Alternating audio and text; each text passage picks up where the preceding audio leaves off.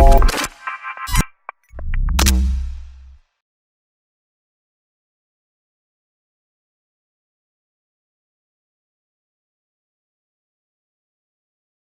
everyone. So before we begin, let me introduce myself. I'm Slobodan Stojanovic, and I'm CTO of Cloud Horizon. It's a small Canadian-Serbian company, and we're doing web applications for startups. Okay. Beside that, I'm organizing JavaScript meetups in Belgrade, Serbia. And you can follow me on Twitter, and you can check some open source project I'm working on GitHub. But before we continue, I would like to ask you a few questions, just to get to know you a bit better. First, did you watch the Stanley Kubrick's movie, Dr. Strangelove? Cool. We changed the presentation a bit before the talk, so it doesn't have that much GIFs anymore because the ending of the movie is not that perfect for Russia and for, I don't know, for conference. And beside that, I would like to ask you, do you know what's serverless? Did you use serverless? Cool. And chatbots? Did anyone build any chatbot? Cool. Let's start. So let's start with the chatbots first. So chatbots are quite popular in the past few months because of the many different messengers that integrated the support for chatbots, but the idea is not new at all. I guess everyone knows what's Turing test. It's described through the chatbot interface. So the first chatbot was a long time ago. Then, for example, there was Elisa 50 years ago. It's a chatbot with a few different faces. One of the most famous was the doctor, and it was a simulator of Rogerian psychotherapist. And after that, there was another famous one, Perry, and it was a simulation of a patient with schizophrenia. And of course, someone just tried to get Elisa talking to Perry, and you can check that conversation online. It's really funny. After that, one of the most famous chatbots was Alice, because it was more advanced with AI and NLP and things like that. Then there was another wave of chatbots during 2010 with the wave of new messengers. And after that, there was Slack, which pushed that new revolution with chatbots, with the Slack bot. After last year, Telegram and Facebook Messenger integrated chatbots in their platform. And this year, there's many others, including, I don't know, Skype, Alexa, and Viber, and some other platforms. And the other thing that we'll talk about today is serverless. So there's a lot of problems with the name, because a lot of people are complaining that there's still servers in the background. So why do we call it serverless? Because it has servers, for sure, and sometimes it has even more servers than before.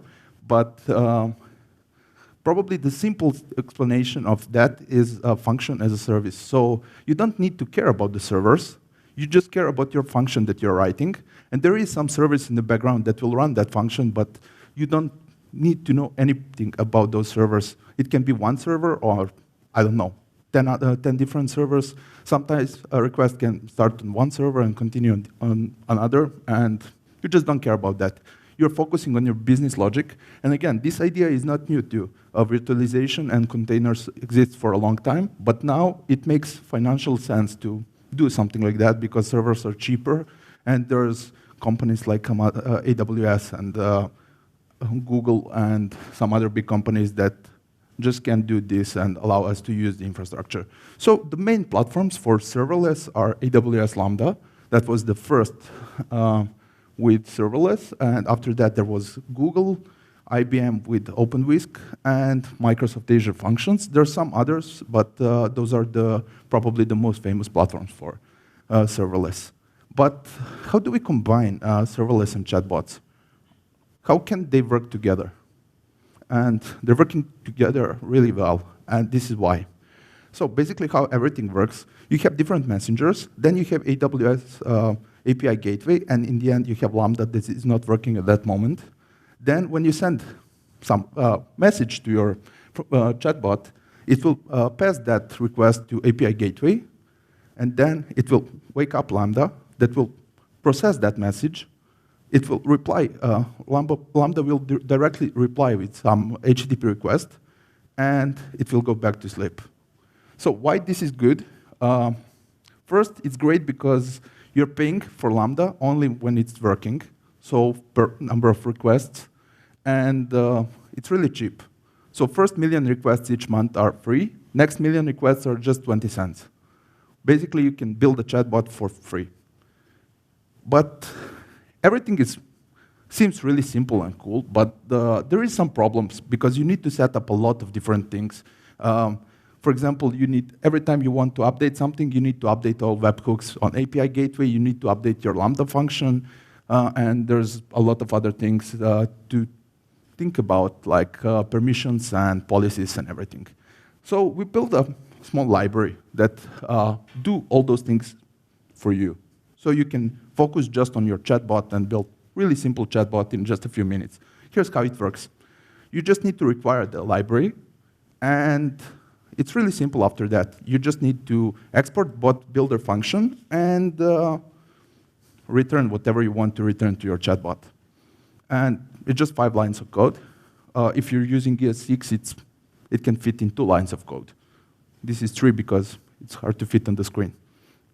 And our platform supports 9 different chatbot platforms. First one was Facebook Messenger. Second one was Slack. Then we added Skype and Telegram. And after that, we added Viber, Amazon Alexa, Twilio for SMS, Kik, GroupMe, and we're working on some other. But let's try to build some chatbot together and see how easy it is to do that. For me, the best, people are arguing if chatbots will replace the applications. I don't think it will ever replace the applications. It doesn't make sense. But for me, it really makes sense for the great use case for chatbots are some things that you're not using every day that can be really helpful, that you want to use fast, but you don't need them every day. So for example, you're on the conference. Why would you need native application when you can just use chatbot and ask chatbot for the schedule or something like that? And I heard that Telegram is quite popular in Russia among the developers. And it's also great with chatbot support. So let's try to build a Telegram bot for HolyJS conference together. And that's not big enough challenge, so let's add one more thing. Let's do that with $0 budget. So let's go through a few steps that we need to do in order to have a chatbot. First step is probably the most boring thing to do is to set up AWS. Do you know who Nikola Tesla is? He's Serbian, not from Serbia, but and I just wanted to put that sticker somewhere, and that was the only place that fits. So the only prerequisites that we need for Cloudia bot builder are AWS account and node.js, nothing else. So let's see what do we need to do. First, we need an AWS user. You don't need to use a new one, but let's see what do you need to add of permissions if you are using a new one. First one is AWS Lambda, full access, because Cloudia will manage your Lambda functions, create new functions, update functions, and things like that. And you can set the roles manually, but that's boring. So for our first chatbot, we'll just give Cloudia enough permissions to do that for us. After that, we need API Gateway Administrator.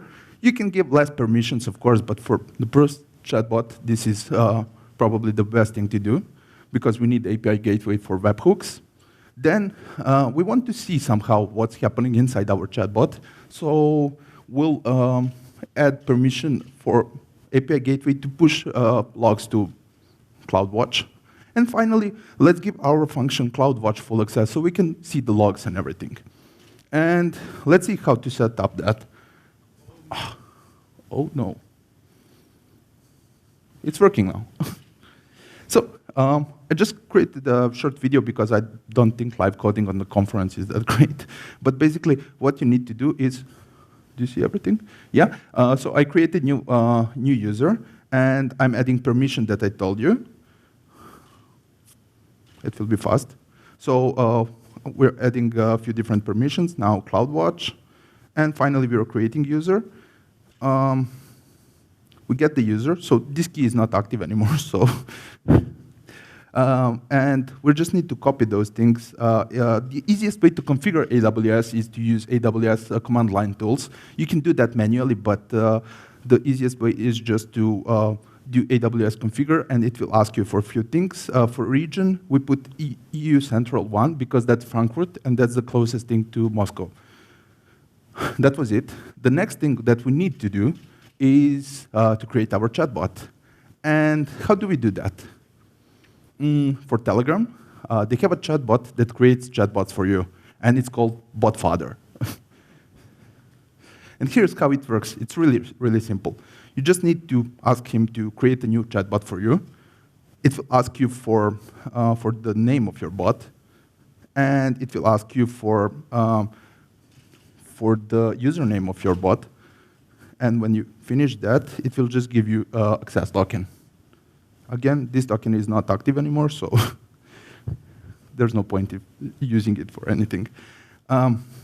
So we have everything now. Let's try to create a simple chatbot. And before we begin, we need to install Cloudia. So what's Cloudia? Cloudia is a tool behind the Cloudia Bot Builder. Do you know what's serverless framework? Did anyone heard about that? No? Yeah? That guy works at serverless. So yeah, it helps you to create a Lambda function and to upload everything to AWS, and it will set up everything for you. Bot Builder is just an abstraction over that that will handle chatbots with all the different webhooks and things like that. So it's also not package. Basically, you just need to install it. I like to install it globally because I'm using it a lot, but if you don't need to install it globally. After that, we'll create our simple chatbot. We'll use the same example that I showed in the beginning. We just added platforms, Telegram. That's because we have 9 different platforms now.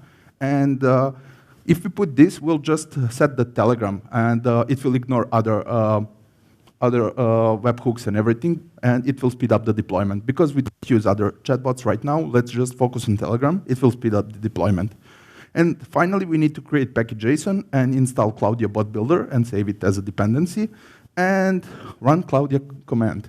It's Cloudia create that will create a new Lambda function for you. Region, we need to set region.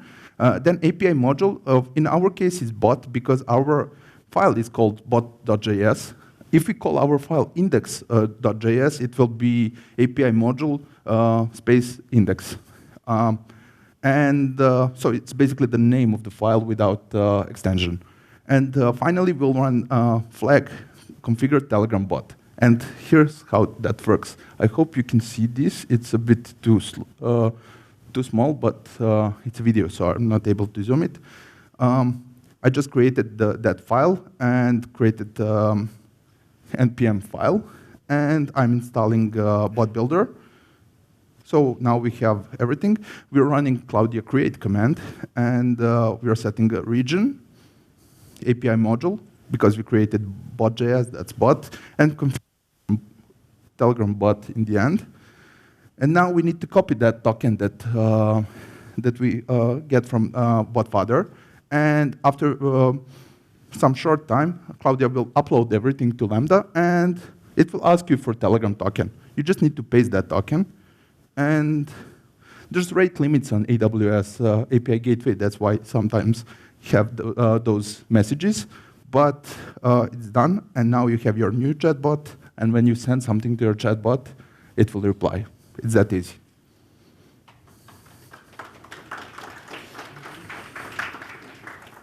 So the next thing that we want to know is what's happening in the background. So it's not running on our server. So how do we know what's happening? How can we see what's happening on our server? For example, how can we see logs and everything?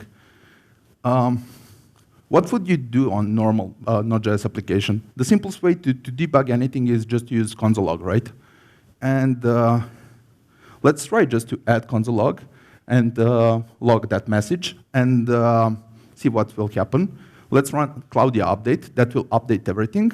And when we send another function to our bot, we can check we can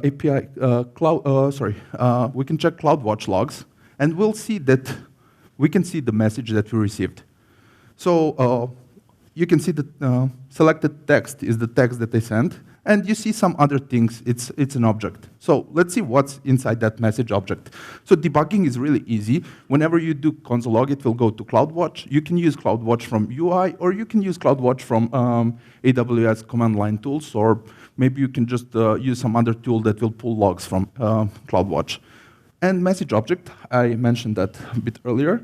And let's see what it has. It has text. That's just the text that you send to your chatbot.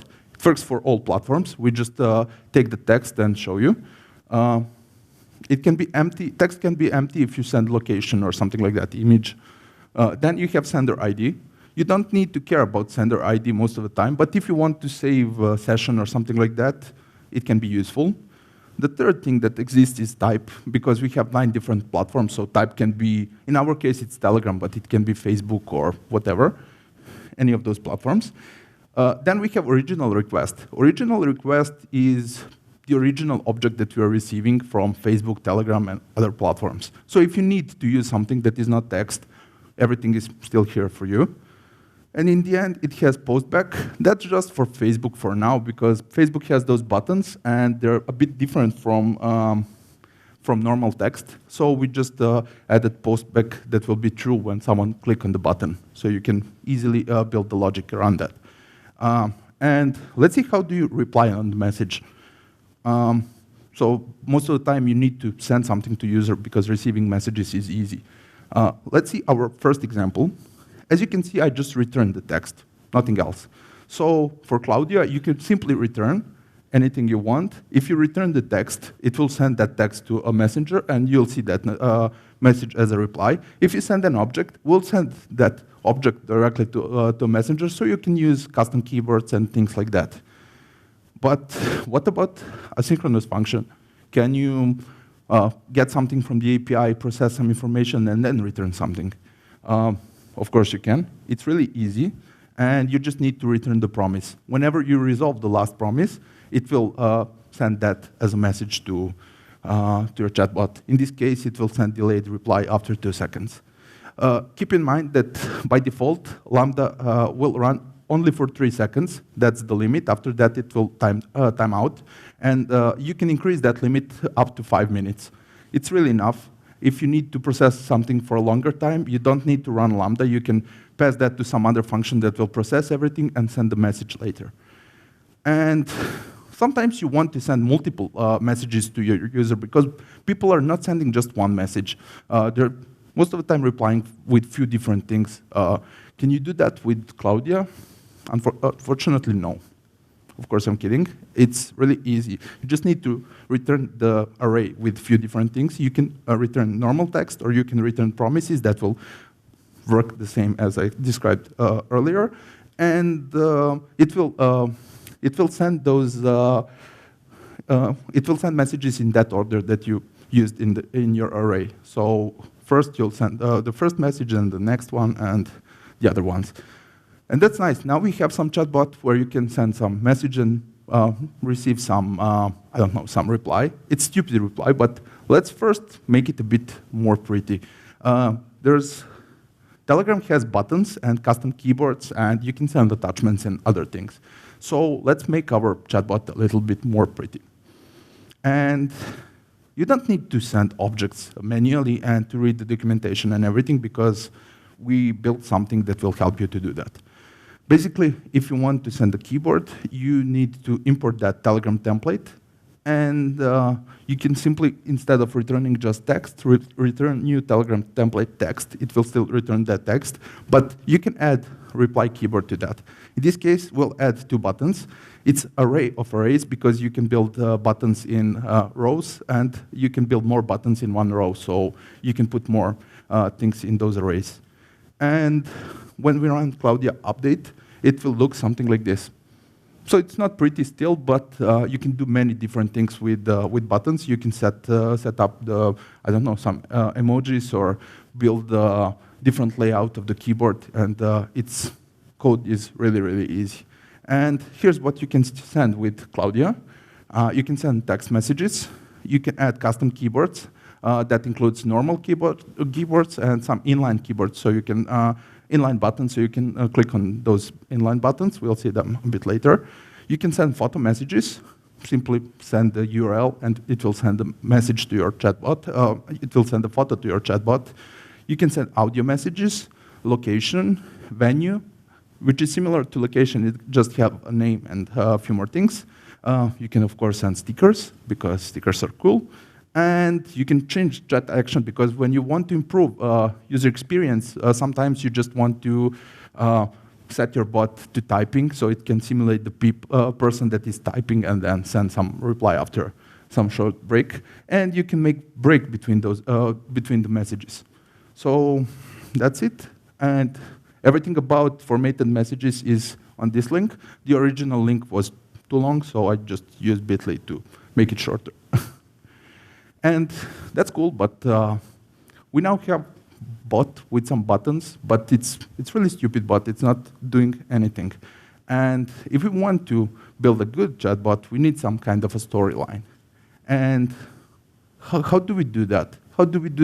Because the easy thing about chatbots is to build something that will return some message, but logic of chatbot is much harder thing to do. And the simplest way you can do this is with simple if statements. So for example, you can just check if your message is start command. Start command is the start message when you click on that start button on Telegram. And we can, in that case, in other row, we have start, because sometimes Telegram on some messages send that other text for some reason. And as you can see, we are just checking text. We can return one message, and for everything else, we can return the other message. And that's it. It's really easy to do that. We'll try to add few things. For example, schedule info, current and next doc info. Then we'll add conference info, because that's something that you want to see in your chatbot for a conference. We would like to add also a button, so you can click on the button and tweet with the HolyJS hashtag. And in the end, we'll add some help to show people how to use chatbot. And here's my bot file now. It's a bit bigger. I included the bot builder and templates, as you can see. This library is, you'll see, when you send something that bot doesn't understand, it will return some funny answer. You can try it later. As you can see, our bot builder function is the same still. We have just message, and we're checking start and sending some welcome text. And as other message, we are sending some introduction text, and we're adding some custom keyboard. So that's it. As you can see, we have schedule, current talk info. In the end, I merged current and next talk info, so if you check with the bot, it will be a bit different. After that, for example, you can have a function that will extract the tracks and return those tracks. And of course, it will. You can just format the text however you want. And of course, you can do the same with schedule. We don't have API for the conference, so we just build a big JSON file with all the info. So it's just picking the information from that JSON file. And there's more text, nothing special. And you can just see that we're sending location at this line. We're using that location template and just sending location. And in the end, if bot doesn't understand anything, it will use that library that I included in the beginning and return some funny thing. And you can test that later. So that's it. It's a bit more code, but it's really simple code. It's just if statements, nothing special. Is there a better way to manage that? Of course, there's multiple ways of managing that. We're building a simple chatbot, so we don't want to overcomplicate everything. But you can use a lot of different things. For example, you can use some AI software or something like that that will help you to parse the messages, and we'll see that later. Now, Our bot is doing something when you click on the buttons, but the problem with serverless chatbots is that you're not able to save anything on the machine, on that server, because it will just disappear. You never know that if you're getting the new server again or some completely different server. So how do we save the state, and how do we know our previous messages in our conversation? So there's a lot of ways to do that. You can use any kind of database, and we'll use DynamoDB because it's AWS thing and it's really easy to use with Lambda. And first, Claudia is not doing this for you, so you need to run this big query just to create a table. You can probably do that from UI, but it's not that hard. It's just creating a table with HolyJS state name. And DynamoDB have just two keys. It has hash and it has a range key, so you can search only by those two keys. We need just one right now, just user ID. And since we want to build a free chatbot, we'll set read and write capacity to 1 unit because you can set more, but then you need to pay after some traffic. And in the last line, we'll just print the thing that we need to set up everything. And because Claudia is not doing this for us, we need to set up a policy for this. It's not hard, but you just need to copy this and paste it as a policy for your user. And after that, we would like to be able to configure our DynamoDB table, so we don't use the same table whenever. You can name your table differently, and if you want to use it, we can just use post deploy config, and when we run config, --config bot during Claudia update, it will ask you for DynamoDB table, and then whenever you type that, it will store that in API gateway state variables. Let's see how to use DynamoDB. First, you need to include and use AWS SDK. It's a node library that works for that. There's a doc client which works with DynamoDB. And you need to specify some parameters. As you can see, I'm getting, go back here first. I added the second parameter to that message. First, we have message, and then we have original API requests, which will return us environment variables and other things. So original request that was sent to our webhook. And now I'm getting environment variable for DynamoDB table name from that original request, and I'm setting key as a user ID, and in the end, I'm just running the query, which is doc client get, and we have promised that we'll return something. Because we want to create some session. Sometimes users will not have session, so we can simply catch that and create new session for those users. So it's not that hard. Why do we do this? In this chatbot, we don't have some kind of history or something like that. So chatbot doesn't know what you sent it before. But since this is a conference in Russia, we wanted to translate our chatbot to Russian, so we have multi-language chatbot. And it was challenging because this was the first time that I was building multi-language chatbot, and I was trying to find the easiest solution to do that. And the easiest solution was just to use DynamoDB and save the language setting in the state. So here's the code in the end. I removed bot flow to a separate file, so we don't have a large code here. And I'm doing exactly the same that I showed you. I'm adding AWS SDK and doc client. Get language will just query database and return language. We can just console log everything if you want to see what's in params and everything. And it will return item language because that's our language settings for that user. And if we don't have settings for that user, we'll just set English as a default language and create new session for that user and return English in the end. Because as I said, everything works with promises. It will just wait for this to finish, and then it will reply. So now our bot builder function is looking something like this. So we are calling get language. We're sending sender ID because that's, we're using that to save the state. After that, we're just using that for bot flow and passing the language and the other things. So we can query everything else. The other thing that we want to add to our bot are scheduled notifications. And for example, we want our bot to be able to send messages to everyone that interacted with the bot and remind them to that next talk is in less than 10 minutes or so. So we saw how to reply on the message, but I never show you how to send the message without receiving the message first. And it's a bit tricky because it's not working anymore with API gateway. You need some kind of a cron job. And the best way to do that in AWS is to use CloudWatch again and to use scheduled events. It's really simple to set that. In UI, you can just set cron expression. My cron expression is running just today. It's 11/11 because months are starting with 0. So 11 is December.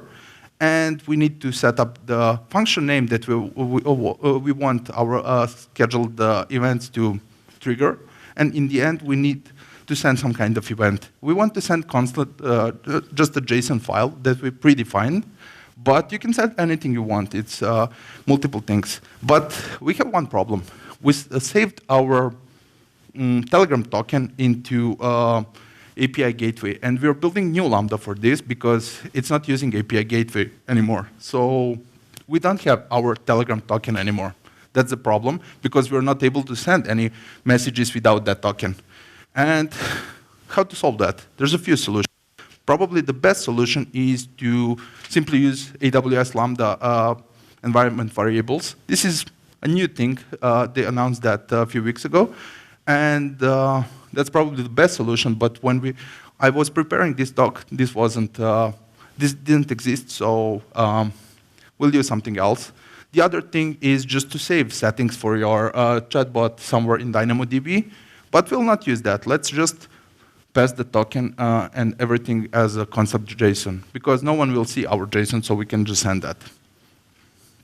It's probably not good to do that in production, but for our simple chatbot, it will work. And our code, this is our new file that we'll create, again, with Cloudya Create. Now, we're just, since Telegram, we don't export Telegram reply. It's a hack to require that directly from node module. And in the end, we have exports handler. Now we are creating our bot function a bit differently. We need to invoke Cloudya Create without API module, and we just need to set handler as our default function that will be invoked. And basically, it's not doing anything special. It's just querying DynamoDB, getting all users, and sending info about the next talk. So it's not that hard. It looks more hard than that it is. And there will be a bit more information about that on the GitHub page. So now we have some chatbot that can answer buttons that can remind you for next talk and things like that, but it's not that interactive, so you're not able to type anything special and to get some reply. Let's try to integrate some, let's make our bot a bit smarter and try to integrate some NLP and things like that. Because we don't have enough time to build our NLP, let's try to use something that already exists and that is free. There's a few solutions that you can use. First one is API AI. It's some startup that was bought by Google, and you can use it to set up everything. We'll use that. You'll see it's really easy to set up everything and get some basic NLP working. With AI is something similar, just built by Facebook. And the third one is Luis AI. It's built by Microsoft. And the last one is not free. It's IBM Watson. You can use it for 30 days for free, and it's really great, but after that, it's a bit expensive. So, because we want to build our chatbot for $0, let's make it smarter with API AI. And when we create our account with API and AI, and we create our application that's called HolyJS English, we can do the same for Russian. It supports the Russian language, but I didn't done that because I don't speak Russian. And next, you need to set up some entities. For our conference, we have a few entities like schedule, speaker, timing, and track. That's enough for now. We can add more things. And here's how simple it is to set some entity. You just need to type the entity name, and to type few synonyms for that. So in our case, it's schedule, program, agenda, and things like that. After that, we need to enable some intents. Intents will parse our text into one of those intents. So whenever we send something, it will try to fit everything in one of those categories. So we want schedule, we want speaker info, and we want track info. Let's see how that works. For example, for schedule, we just need to add some text, a few different lines of, few different sentences that user will type, and select our intent and mark that as an intent. It's really simple. As you can see, I just used 3 different sentences. You can use more and train your bot a bit better. And after that, whenever you type something like this in the sidebar, you'll get the answer. As you can see at the bottom, it's parsed as parameter schedule and value schedule, and timing is nothing because we didn't define timing. So it's that simple. After that, it will start returning you some normal answers for things like that. And API AI also have some domains. The free domain is Smalltalk, and it will basically answer to your simple questions like how are you and what's your name, and you can customize those things. That's free. I don't have that in the presentation, but it's really easy to set up that.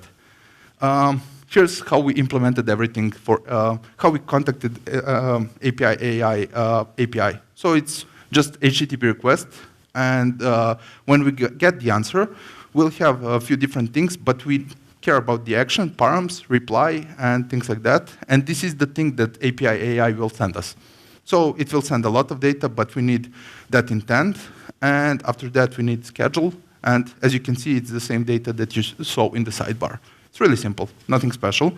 And then let's update our bot flow at the end as a last thing.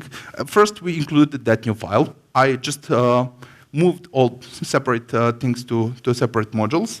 And we'll send the text, we'll send message sender for the session, and we'll send the API token for API AI. And after that, we'll just get the text and try to fit it in one of those categories. That's it. After that, we have some chatbot, and let's see what we built with this. This is a small demo. When you type start, you'll see custom keyboard. When you click on something, those are inline buttons, and you can check the location. If you check the location, you can click on that and load Google Maps or Apple Maps or whatever you have. After that, we can just, again, go back to the main menu. We made this a bit more like application, so you can navigate only with the buttons because we didn't have enough time to build something more complex. You can see the info about the conference and tracks. It's a bit too long, so we put those small IDs to be shorter to navigate. If you click on that button, you'll see the info about this talk. Let's see how images are working. So it's working. And beside that, I want to show you how multi-language is working first. Oh, actually, first, let's try to tweet with HolyJS. If you have native application for Twitter, it will just ask you to tweet and pre-fill this with the hashtag. And during the talk, it should add the username of the speaker so you can tweet to the speaker. And you can also type something like, for example, show me track 1. It will show you track 1. You can type many different things. You don't need to type exactly that. And for example, let's see one more talk that have translation.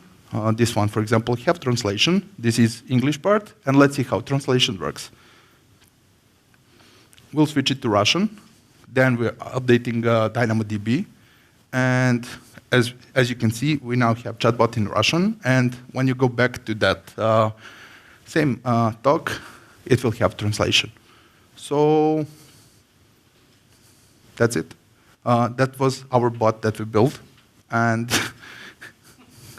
you didn't see in the end, but because it didn't understand the sticker, it sent some stupid excuse why it didn't work. You can test LiveBot here, and you can use that right now to test it. Feel free to do that. I'll wait for it. And of course, let me know if you like it or not. It's not that great yet, but it's on GitHub, so you can send pull requests to update everything. And if you send pull requests today, I will try to update everything today, of course. And I need to add a bit more documentation, which I do after this call. Sorry, talk. Source code is on my GitHub. It's called HolyJS -bot. As I said, you can send pull requests to add new skills. And you can learn more about Cloudia Bot Builder here. Or you can just search in Google for Cloudia Bot Builder because it's just one. And that was it from me.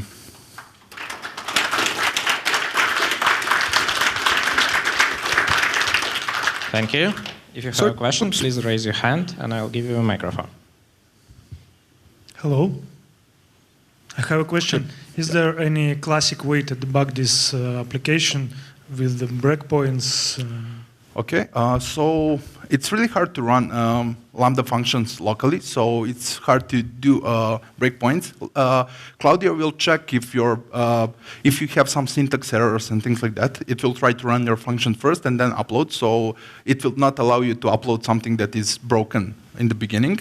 And after that, there's a few ways to do that. But the best way is just to add tests to your chatbot or application, because this is just a simple node modules. So you can use anything you want for testing. I didn't have enough time to show that, but you can, for example, use Jasmine or something like that and test. You just need to, you just need to break everything into small modules so you can test everything individually, but that's probably the best way. And beside that, you can use, of course, CloudWatch to see if something is breaking. So no breakpoints in the web application way, so you can put the breakpoint and see what's happening, but you can combine that with a few other things. You can combine console log and CloudWatch with a few other things and debug that way. Thank you. I am here. Thank you for the presentation. First, welcome to Russia. I hope you spent a good time here. And my question is, can you tell us your good or crazy point of using Cloudia Bot in your real life? Oh, yeah. I don't think anyone is using some chatbots every day right now, because I'm using them writing on my job, and a lot of examples. But I want to listen what you say. Okay, so the most of chatbots that I built are just more presentational. But for example, we have one product right now because we are using Slack and we are a small company. We have 20 people. We need to manage vacations somehow. We're a small company for some software for doing that or things like that. For some HR software, we don't need that. And we were using Google Calendar, but that's boring. And all the time someone forget to add something to a calendar, and no one knows how much time, how much days they have left for their vacations and everything. So we built a simple chatbot called Vacation Tracker Bot. It's in beta, and you can probably request the access, and we will send you probably access almost immediately. And it's just a / command. You just request your vacation through your chatbot. And since Slack is supporting buttons, we have a small keyboard that looks like a calendar, so you can select your dates, and it will notify us as owners and of the Slack and company that someone is requesting vacation, so we can do everything through Slack. And we have, of course, some small dashboards if we want to see more data. So that's one use case. The other use case is we are now building. The other problem that we have is onboarding new people in the company, because sometimes we forget to give them some information or to create some meetings and things like that. So we're building a chatbot that will just walk you through your first few weeks in the company and give you enough info so you can ask the chatbot directly if you're too shy to ask someone else some basic things, and it will set up your Google Calendar with events and every other things.